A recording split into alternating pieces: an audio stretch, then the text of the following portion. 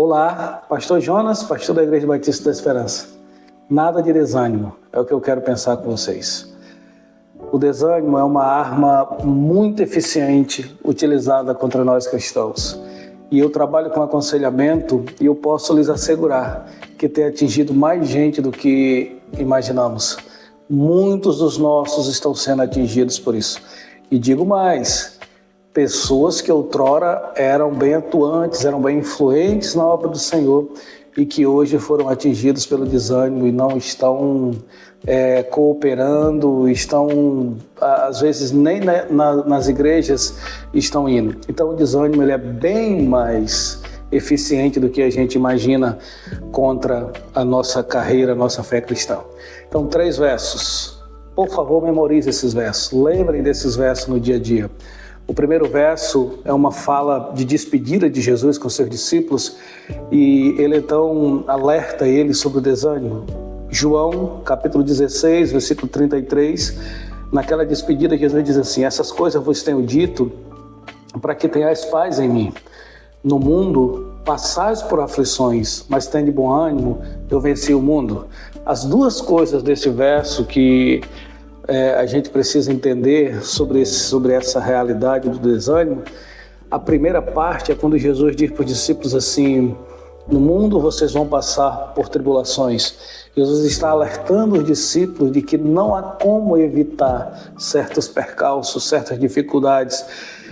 Nós vamos precisar encarar. E Jesus não estava falando isso pensando só naqueles discípulos que lhe rodeavam, naqueles da sua época. Jesus estava alertando todos os seus discípulos, todos aqueles que viriam a crer na sua palavra, todos aqueles que viriam a se tornar seus seguidores. Jesus estava pensando em mim, Jesus estava pensando em você. O cenário é preocupante. O cenário que nós estamos vivendo hoje é preocupante e atinge sim a nossa caminhada de fé. Então é preciso a gente ficar bem alerta, bem atenta sobre isso. Vou citar 3 coisas bem rápidas aqui. 1. Há muito sofrimento ao nosso redor. Nas suas redes sociais, vocês já perceberam que há muita gente, pessoas novas, pessoas idosas, pessoas bem-sucedidas até, mas que estão pedindo ajuda. Pode observar, se você começar a ter esse olhar mais criterioso, eu tenho tido isso ultimamente, muitas pessoas clamando por ajuda para custear tratamento médico, né? Pessoas novas, às vezes crianças. E a gente fica olhando aquele cenário, meu Deus, antes a gente não tinha tantas informações sobre isso. Hoje nós somos bombardeados com essas informações, a nossa mente fica cansada. Bom, é uma das razões que causam desânimo. Há muito sofrimento ao nosso redor e essas informações chegam muito rápido para nós. Então a primeira coisa que eu queria destacar há muita dor, há muito sofrimento próximo da gente, isso vem afunilando, né? Cada vez pessoas mais conhecidas da gente. Isso nos afeta.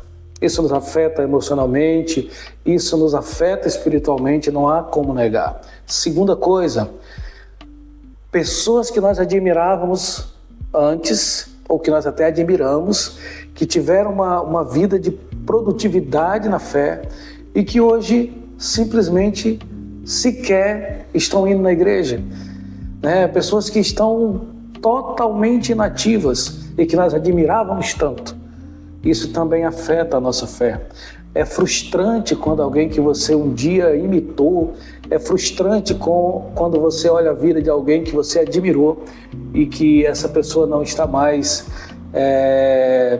produtiva, essa pessoa não está mais utilizando ou doando a sua vida para o reino de Deus.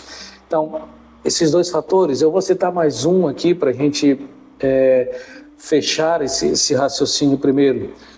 A própria igreja tem sido causadora de desânimo. A igreja, ela é conduzida, ela é dirigida aqui na terra por homens, obviamente, e muitas vezes esses homens têm usado essa prerrogativa para autopromoção, né? E para benefício próprio, e isso faz com que atinja a fé de outros, né? Afete a fé de outros. A própria igreja, que deveria ser o ambiente despertador, o ambiente de de ânimo, sabe, de edificação. Infelizmente, algumas igrejas têm se tornado tropeço para a fé de outros, e eu falo isso com bastante preocupação. Bom, nós poderíamos ficar aqui falando negativamente de coisas e mais coisas que causam desânimo, mas eu acho que até isso é mais fácil. Mas eu quero então olhar com vocês positivamente. A parte mais difícil de tudo isso é você se colocar na posição de não desanimar ou de fortalecer alguém que está desanimado. Eu li uma frase dias atrás e essa frase dizia o seguinte, eu vou tentar ser fiel. Alguém dizia a frase da seguinte maneira: se você veio de uma família disfuncional ou de um ambiente de traumas, seja você então a cura. Eu li isso e isso me impactou. Quer dizer, você passou por coisa muito difícil, você entende que teve as dificuldades, né, que tem os traumas da vivência que teve, mas aí você deve ser a cura, aquilo deve terminar em você. Essa percepção é muito boa e isso é muito legal quando a gente compreende. A primeira característica de alguém que está desanimado é o isolamento, é a solidão. E o contrário disso é que da pessoa que não desanima, ela sempre estende a mão, ela está disposta a estender a mão. Seja você a cura para alguém. Não se deixe dominar pelo sentimento de derrota, pelo sentimento de preocupação, por aquilo que tem afetado você negativamente. Seja você a cura.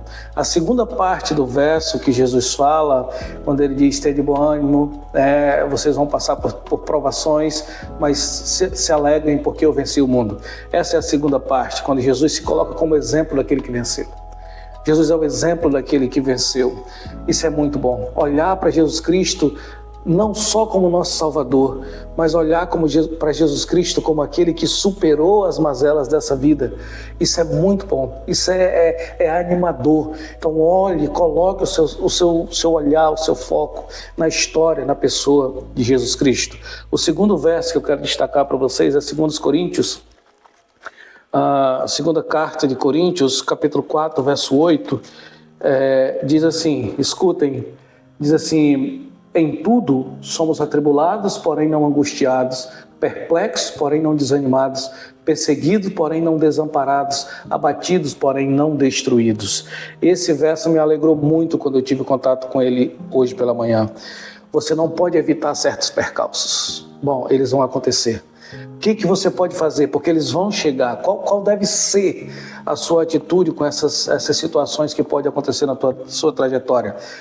Você não pode evitar, mas você pode enfrentá-los, você pode superá-los de uma forma positiva. Você não deve desmoronar. Você não deve desmoronar. E esse é o segredo. Quer dizer, eu não posso evitar certas coisas na minha trajetória de vida. Aconteceram e acontecem, mas o que está na minha mão é não desmoronar, é não desanimar.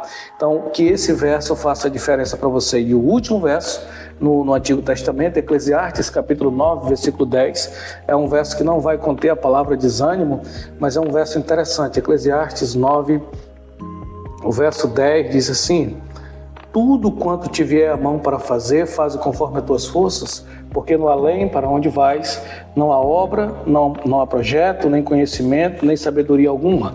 Isso aqui é muito bom. Isso aqui eu aplico na minha vida, eu quero terminar com esse pensamento. Faça tudo conforme as suas forças. Bom, de repente alguém que faz a mesma obra que você pode estar fazendo mais. E está tudo bem. Você não deve sofrer com isso, desde que você saiba que está dando o seu máximo, que você está se doando ao máximo, que você está se entregando ao máximo. Então, se alguém está fazendo a mesma obra que você, está fazendo melhor, tudo bem. Que legal, tá tudo bem. Não sofra com isso. O que tem que saber é: você está dando o seu máximo? Você está se doando ao máximo? Ou você está se entregando ao desânimo? Então, o que vier à mão para você fazer, faça. Faça. Eu quero terminar esse pensamento como comecei. Nada de desânimo. Irmãos, não desanimem. Não desanimem. E seja a cura para alguém.